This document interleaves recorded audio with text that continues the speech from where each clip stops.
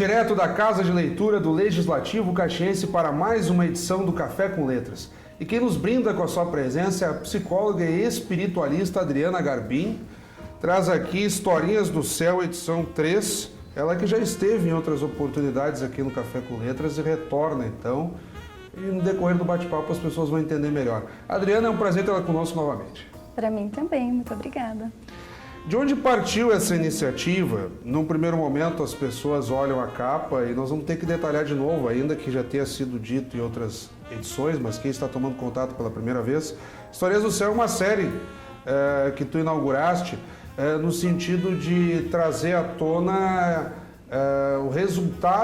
sínteses de resultados de psicografias envolvendo espíritos de crianças, ou seja, crianças que morreram e continuam nessa etapa, digamos assim, como espírito, e tu, com essa capacidade de psicografar, traduz isso então em história, em formato de história infantil, mas nós não estamos aqui tratando de um livro de literatura infanto-juvenil. Então eu gostaria que tu começasses detalhando a quem nos acompanha todo esse processo, de modo que quem nos acompanha se aproprie do que estamos realmente tratando. Certo. Bom, então eu vou trazer um pouquinho sobre como tudo começou. Em 2010, quando eu estava grávida das minhas filhas, eu recebi a visita do Miseu, que foi o primeiro espírito que contou sua história. E sem saber ainda qual seria o objetivo dele, ele veio para me contar a sua história. E ele disse que ele gostaria que eu fizesse alguns desenhos sobre elas.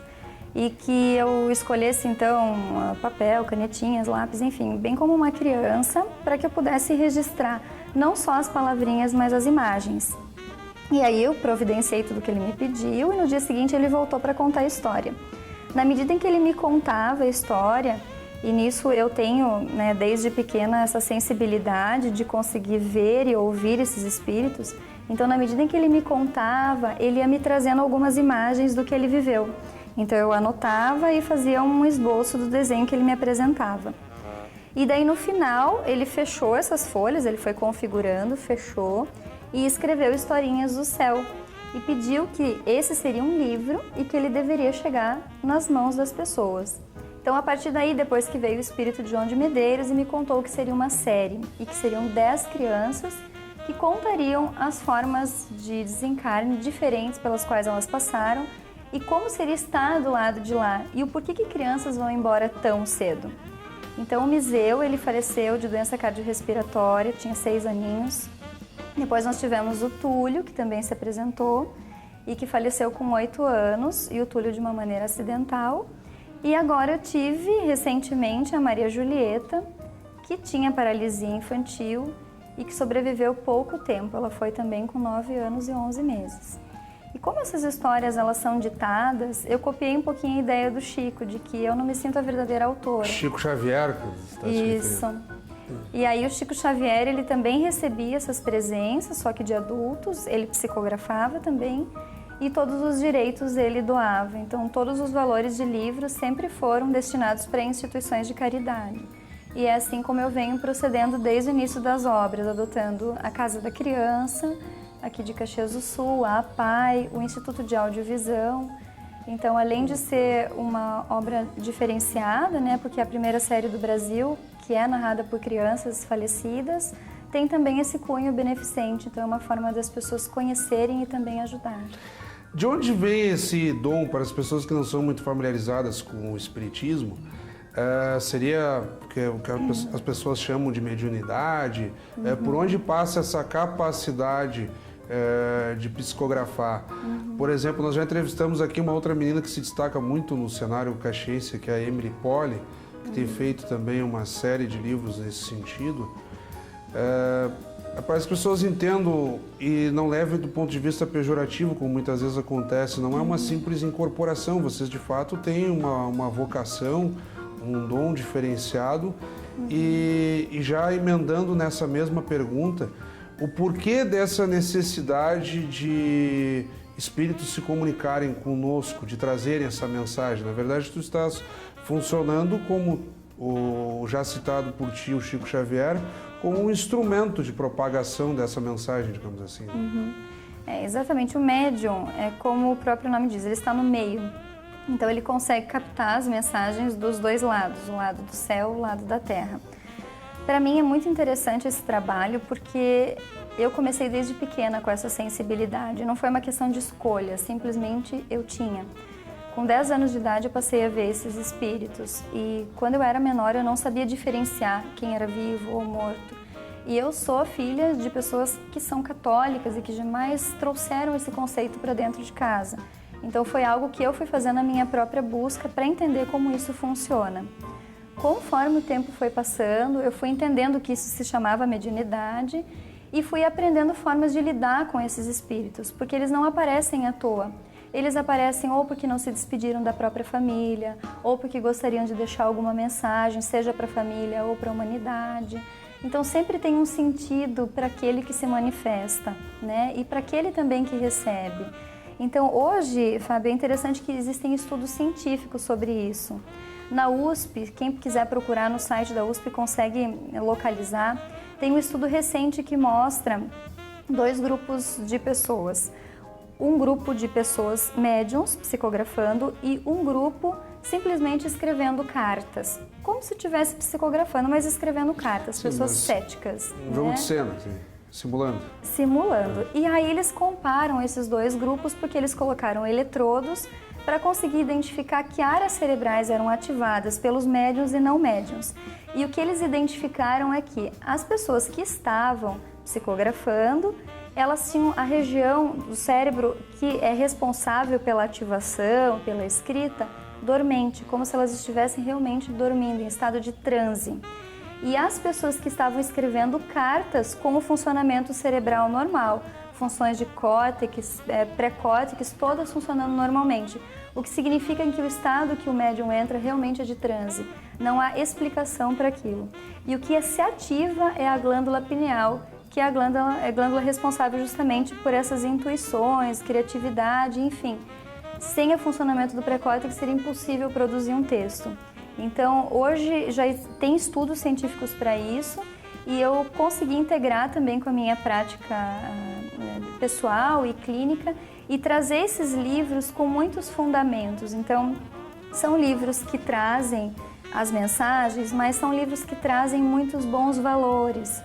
E hoje eu tenho trazido também aqui para Caxias do Sul trabalhos voluntários ligados com a rede estadual, em que eles aprovaram esse meu projeto, e que é um programa voluntário em que eu consigo disseminar com as crianças que valores são esses que esses livros trazem. Então, trabalhar a questão da morte, que é uma questão tabu, da doença física, de acidentes, de questões da vida cotidiana que às vezes as crianças não sabem lidar.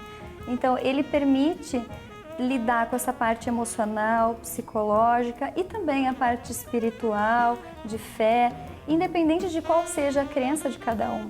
É uma ideia do porquê estamos aqui, é uma ideia de por que a gente vai para tal lugar e pode se comunicar, ou uma ideia sobre por que algumas pessoas voltam. No terceiro tomo aqui da Historinhas do Céu, que é o nosso foco hoje, tu já fizeste uma breve introdução, nós tratamos especificamente do espírito de Maria Julieta, que morreu aos 9 anos e 11 meses de idade. E aí traz à tona uma série de dificuldades da mãe dela, no sentido de ficar pobre, de passar dificuldades. Depois ela vem, ela acaba ficando órfã, essa menina, e morre nos hospitais, porque ninguém, de certo modo, se encorajava a adotar uma criança com uma série de deficiências ocasionado por paralisia, enfim, perda de movimentos e tal. Mas aí fica a consciência dela e depois a reprodução daquilo que seria o espírito. O que me chama a atenção em alguns diálogos no enredo ali é a possibilidade quase daquilo que se chama, e as pessoas geralmente se impressionam muito com isso, da comunicação do ser humano com Deus, basicamente. Tu apresentas ali em dado momento, prestes, quando a mãe dela está por falecer, que Deus teria apresentado para ela possibilidades de escolha e ela mesma chega ao entendimento de que seria a hora dela. Enfim, a doutrina católica, tempos atrás entrevistava um filósofo ateu, Luiz Pondé, da PUC de São Paulo, nós problematizávamos ali um pouco a própria visão dele de Deus, porque ele é declaradamente ateu. As pessoas são educadas de que não é a gente que escolhe, existe um destino e Deus quis, Deus achou melhor que era assim. E ali naquele diálogo passa a entender de que ela teria tido uma possibilidade de escolha nesse suposto diálogo com Deus. Como é que funciona isso? No Espiritismo é possível, há essa margem de escolha para a pessoa no seu próprio destino, ou de fato é como a doutrina cristã, digamos assim, nos deixa mais claro, Deus quis, então vamos seguir? Sim, há possibilidade de negociação. É? Existe, é claro, um destino, né? E um certo limite para aquilo que você vem fazer aqui na Terra, como se realmente tivesse sido conversado quais seriam os objetivos e o que você conseguiria alcançar aqui. Uma missão, realmente. Uma missão. Mas existem algumas pessoas que, por falta de energia, de fé, de entusiasmo, acabam interrompendo esse tempo. É como se tivesse, sim, um limite de negociação ali, que não passaria nem muito mais, nem muito menos. Digamos que, possivelmente, a Antônia, que seria a mãe da Maria Julieta, teria um tempo maior para conviver com essa menina. Mas o extremo estado de miséria, o fato dela se drogar, dela estar num estado de desconforto muito grande, fez com que ela tivesse muito medo e não conseguisse persistir, e ela acabou interrompendo a vida dela. Existem muitos livros que falam sobre isso também dentro do espiritismo, de quando uma pessoa se mata, como é que isso funciona, toda essa questão da culpa e de como ela tem que lidar com essa energia, porque não é uma morte natural, é uma morte provocada, né? Então aí realmente há essa possibilidade então de a pessoa entrar nessa... E isso se dá de uma forma bastante clara, ainda conscientemente para o ser humano, ou é de maneira tácita, por força de energia, por estímulos dos mais diversos possíveis? A pessoa tem consciência que realmente está participando dessa negociação? Como é que funciona isso para ti que tem essa capacidade maior de sensibilidade, de percepção? Enfim? Eu vejo que tudo depende da sensibilidade da pessoa. Alguns realmente estão mais conscientes de algumas coisas, de alguns processos. Por exemplo, tem muitas pessoas que se matam sabendo como isso se dá, né? A dor posterior a isso. E muitas pessoas de maneira inconsciente, inclusive por falta de fé. Bom, então eu vou me matar agora, acabou a minha vida, acabou a dor, né? Entretanto, os espíritos que retornam para contar, esses que às vezes falecem de maneira abrupta ou por acidente provocado, enfim, eles descrevem que o desencarne é muito dolorido e que o que mais dói é continuar numa sensação energética muito parecida com agora. Que as pessoas têm a ideia de que vão se matar e vai acabar tudo e continua. Isso dá uma sensação ruim, principalmente porque eles não conseguem se comunicar com quem fica. Já quem falece de uma maneira natural descreve sensações boas de desencarne no tempo ideal. Então, essa margem de negociação também, que eu acredito que exista, é o tempo que essa pessoa que interrompe a vida de uma outra maneira, ela tem também esse tempo até chegar ao céu, até chegar a alguma colônia para ela se recuperar. Se ela tivesse esperado mais um pouco, ela iria no tempo certo e sem tanto sofrimento. Um ponto interessante também do livro são as ilustrações. E as pessoas que nos acompanham, a gente sempre toma contato com os ilustradores a partir dos autores. Há pouco tempo, na passada Feira do Livro, a 31ª Feira do Livro de Caxias do Sul, entrevistamos a Elô Bassichetti, trazendo ali a Mina Minhoca, foi o título de lançamento aqui da nossa Feira do Livro. E a Carimbaço também ilustrou. Aqui a Carimbaço está contigo no Historinhas do Céu. Então, se as pessoas dizem, elas citam toda hora a Carimbaço, mas a produtividade dela está imensa, e aí eu vou da história infanto-juvenil ao livro espírita e continuamos tendo as ilustrações da Carimbaço. Eu vou pedir que a equipe pegue aqui. Nós estamos nessa parte aqui, a mãe da Maria Julieta, passando aquelas provações, as dificuldades às quais a Adriana Garbim se referia. Aqui o breve momento dos pais da Maria Julieta, mas que também chegam ao caso, morrem. Enfim, nós temos aqui um período de existência muito curto mesmo, tanto dos pais quanto da própria Maria Julieta. E o que fica realmente da história é a mensagem mesmo de respeito e de maior espaço às pessoas com deficiência, que foi o caso dessa menina que morreu aos 9 anos e 11 meses, que praticamente não teve perspectiva, né? Ela ficaria fadada a continuar no hospital. Né? Felizmente, aqui, ó, toda a ternura com os corações, ela aqui se encaminhando para o céu já com asas de anjo, mãos de oração, provavelmente as pessoas no hospital ainda continuavam orando por ela. E aqui, olha, impressionante, a Karen conseguiu pegar bem. Isso eu queria te perguntar, porque embora tu não sejas, não está aqui te propondo a fazer literatura, ainda assim precisa ver esse casamento entre a tua narrativa com a ilustração da Karen Basso. Como é que foi esse processo? Teve alguma intervenção tua? Tu te surpreendeste com o traçado? Em dado momento ela complementou a história de uma forma que tu não esperava? Como é que funcionou isso? Sabe que esse livro foi muito especial para mim, literalmente falando, porque quando eu recebi a presença da Maria Julieta, que eu senti ela tocando os meus braços, eu imediatamente senti que ela era uma menina diferente. E aí esse dia eu estava em casa, e aí eu fui para minha sala para fazer a psicografia, porque eu já senti que ela ia me dizer algo, e quando ela se aproximou de mim eu me dei conta que ela tinha paralisia. E aí ela não falava e não escrevia, não se movimentava. E eu fiquei incorporada dela, sentindo todas as sensações. E ela foi me trazendo aquelas sensações todas e era muita energia envolvida, assim.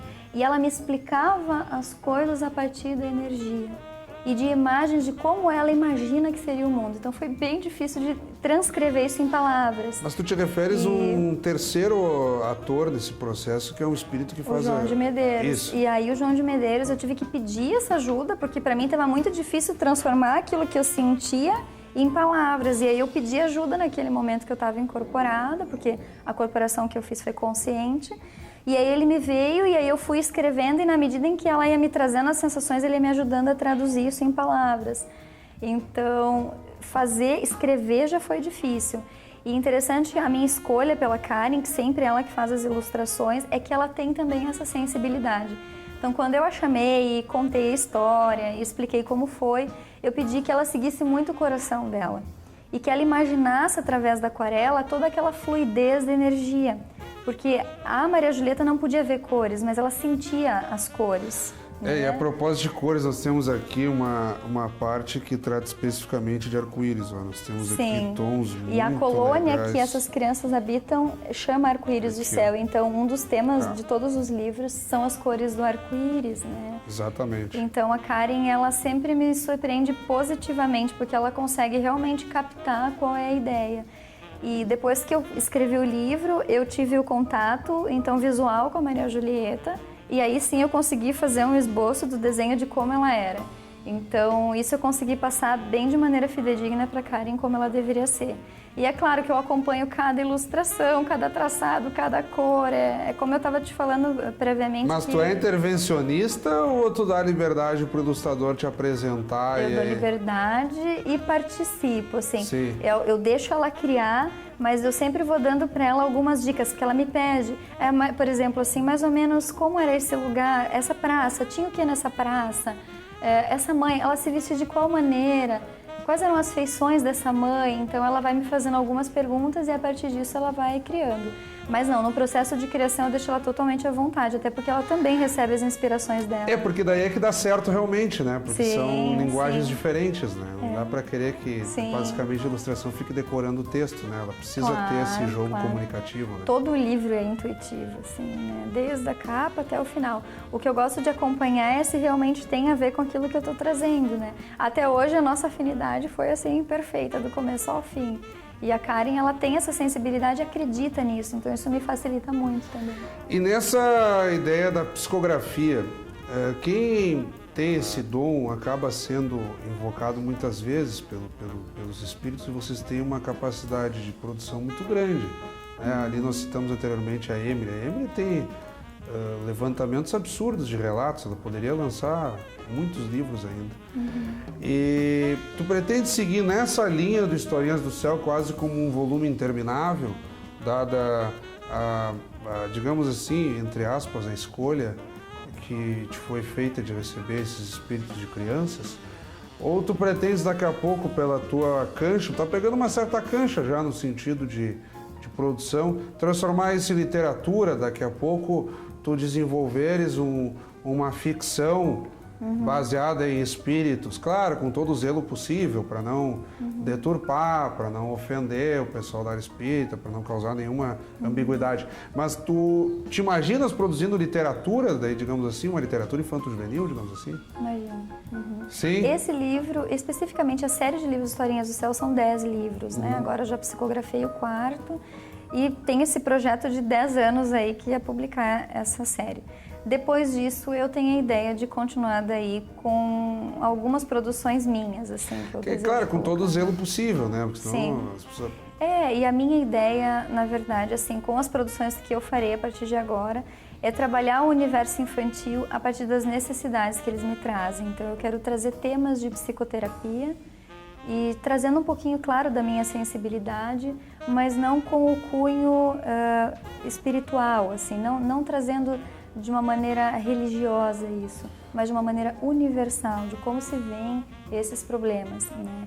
Eu tenho trabalhado muito com constelações familiares e essa é uma prática que integra muitos conhecimentos. Sim, mas aí, né? mas aí nesse caso tu estás agregando a função como psicóloga, tu atuas como psicóloga. Na psicoterapia e nesse conhecimento energético universal que está dentro da física quântica e de outros níveis de conhecimento em que eu possa provar aquilo que eu estou trazendo.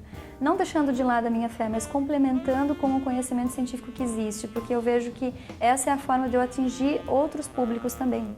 Se bem que Historinhas do Céu hoje vende muito mais para aqueles que não são espíritas e sim curiosos do que os próprios espíritas, né? Sim, tem muito disso, né? As pessoas às vezes não têm aquela paciência de se engajar, mas se interessam pela história, enfim, que também é muito legal, né? E hoje tenho livros na Alemanha, na Califórnia, legal. tenho também na região da África. Eu tenho vários pedidos dentro do Brasil, mas dentro de outros países também. Assim. Tu estás com uma boa divulgação. Eu queria agregar isso já no encerramento, nós estamos um pouco além do nosso tempo. Tu tens feito aí, como é que eu posso dizer, o caráter beneficente, como tu citaste. Esse livro não te gera lucro, esses livros, eles basicamente são revertidos. E aqui tu és brindada com um calendário, aqueles calendários da PAI, né? Que tradicionalmente as pessoas compram para fazer divulgação. E aqui no mês de junho tu estás contemplada aqui, junto com as crianças, enfim. Somos 10 em leitura. História linda, e vem o teu imaginário aqui. A pessoa que está em casa já está acompanhando a reprodução da imagem. Isso é um outro ponto interessante, né? Nós chamarmos a atenção para esses detalhes, né? De colaboração, caráter beneficente mesmo. Eu confesso que sempre que posso adquiro esse calendário também, circula muito aqui pela Câmara. Como é que faz o pessoal especificamente no calendário para adquirir o livro? E aproveitando também o próprio livro, já que tem esse caráter beneficente. Eu vou pedir que tu não trate de valores, mas que tu simplesmente coloque os contatos para que as pessoas encontrem facilmente e possam contribuir com essas instituições. Certo. Para adquirir o calendário, tem disponível na própria PAI de Caxias do Sul, e em que inclusive pessoas que gostariam de adquirir mais exemplares podem ligar para a PAI que eles entregam até as empresas e as residências, né? Claro. E para adquirir os meus livros através do site, que é o www.historinhasdocel.com.br, e também via Facebook, que é o Adriana Garbim. E aí com toda a renda revertida para o APAI e para o INAV. Bom, mais uma vez eu quero te cumprimentar, Adriana. Chama bastante a atenção essa tua perspectiva. Nós cumprimos aqui também com o dever do programa de tentar variar ao máximo o leque. Fazia tempo que não tratávamos aí da chamada, posso dizer assim, a leitura espírita ou a literatura espírita, como vem sendo, porque mal ou bem as pessoas adquirem os livros, leem e no teu caso ainda, consequentemente, contribui de forma beneficente às instituições mencionadas por ti. Eu peço que, de forma breve, tu toque num ponto que não tratamos até aqui, faça as tuas considerações, digamos assim. O que eu quero, assim, é agradecer novamente aqui esse momento contigo. As perguntas que você faz, os acompanhadores ali da série, ali, os meus, eles chamam de fã-clube, né? Gostam muito porque são legal. perguntas diferentes, assim. Que geralmente as pessoas fazem muitas perguntas de quem já conhece a parte espiritualista. Então eu gosto muito de ser desafiada pelas tuas perguntas. Então eu quero agradecer esse momento aqui. Eu não tô aqui para te botar em saia justa, mas é que quem nos acompanha lá, sim, às vezes não domina a área, né? Eu gosto de poder falar, assim, de como tudo isso acontece, né? Não simplesmente do porquê acontece, mas como isso acontece. Então quero agradecer essa oportunidade de estar aqui, agradecer a oportunidade das pessoas que estão ouvindo, que acompanham esse programa, né?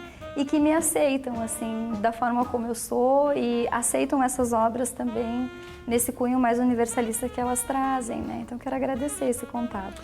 Mais uma vez, eu que te agradeço. Fica aqui, então, a dica, Historinhas do Céu, volume 3, a obra da qual tratamos nessa edição do Café com Letras.